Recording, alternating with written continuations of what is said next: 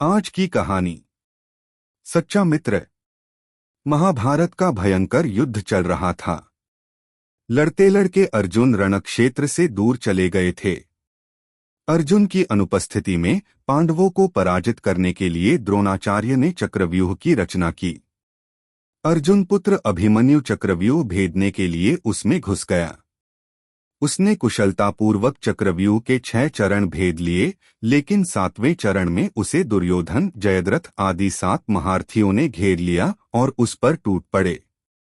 जयद्रथ ने पीछे से निहत्थे अभिमन्यु पर जोरदार प्रहार किया। वह वार इतना तीव्र था कि अभिमन्यु उसे सहन नहीं कर सका और वीरगति को प्राप्त हो गया। अभिमन्यु की मृत्यु का समाचार सुनकर अर्जुन क्रोध से पागल हो उठा। उसने प्रतिज्ञा की कि यदि अगले दिन सूर्यास्त से पहले उसने जयद्रथ का वध नहीं किया तो वह आत्मदाह कर लेगा।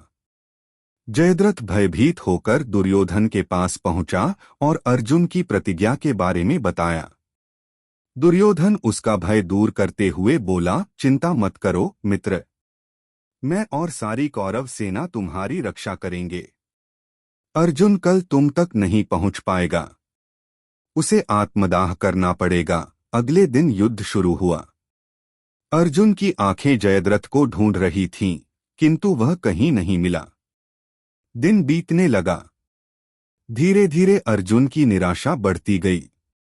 यह देख श्री कृष्ण बोले, पार्थ, समय बीत रहा है और कौरव सेना ने जयद्रथ को रक्षा कवच में घेर रखा है। अतः तुम शीघ्रता से कौरव सेना का संहार करते हुए अपने लक्ष्य की ओर बढ़ो। यह सुनकर अर्जुन का उत्साह बढ़ा और वह जोश से लड़ने लगे। लेकिन जयद्रथ तक पहुंचना मुश्किल था। संध्या होने वाली थी। तब श्री कृष्ण ने अपनी माया फैला दी। इसके फलस्वरूप सूर्य बादलों में छिप गया और संध्या का भ्रम उत्पन्न हो गया। संध्या हो गई है और अब अर्जुन को प्रतिज्ञावश आत्मदाह करना होगा। यह सोचकर जयद्रथ और दुर्योधन खुशी से उछल पड़े। अर्जुन को आत्मदाह करते देखने के लिए जयद्रथ कौरव सेना के आगे आकर अट्टहास करने लगा।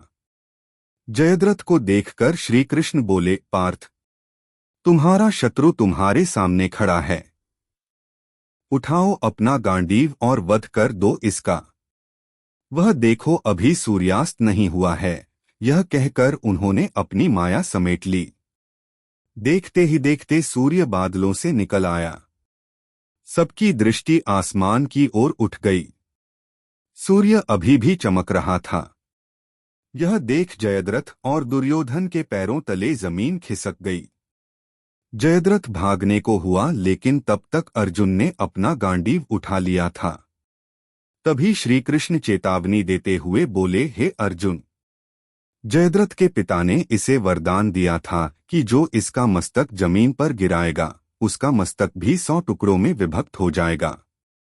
इसलिए यदि इसका सिर जमीन पर गिरा तो तुम्हारे सिर के भी 100 टुकड़े हो जाएंगे। हे पार्थ, उत्तर दिशा में यहां से 100 योजन की दूरी पर जयद्रथ का पिता तप कर रहा है। तुम इसका मस्तक ऐसे काटो कि वह इसके पिता की गोद में जाकर गिरे। अर्जुन ने श्री कृष्ण की चेतावनी ध्यान से सुनी और अपनी लक्ष्य की ओर ध्यान कर बाण छोड़ दिया। उस बाण ने जयद्रथ का सिर धड़ से अलग कर दिया और उसे लेकर सीधा जयद्रथ के पिता की गोद में जाकर गिरा।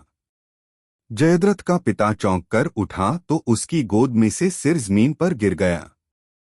सिर के जमीन पर गिरते ही उनके सिर के भी 100 टुकड़े हो गए। इस प्रकार अर्जुन की प्रतिज्ञा पूरी हुई। शिक्षा। सच्चा मित्र हर पल हमारे साथ होता है और हमारे लिए चक्रव्यूह तैयार करता है। हमारे विजय के लिए जरूरत है उस सच्चे मित्र की पहचान करने की और उसकी बात सुनने और समझने की। क्या मुझे मेरा सच्चा मित्र मिला? और अगर मिला तो क्या उसे सुना, और सुना तो क्या उसे समझा? धन्यवाद। स्वस्थ रहिए, मस्त रहिए, आम खाते रहें और अपनों को खिलाते रहें। और आपने तो बुक कर ही लिए हैं, स्वाद हमें भी बताइए और हाँ, साथ में संपर्क वाली घंटी जरूर दबाइए ताकि अगले आम आने की खबर जल्द ही मिल सके। पुनः धन्यवाद।